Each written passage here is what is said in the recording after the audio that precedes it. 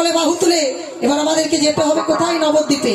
তো সকলে বাহু তুলুন, সকলে। ওই দিন তোমার আনন্দে যাবে ভজলে গুরু না, গুরু মাতা গুরু পিতা গুরু ভগবান।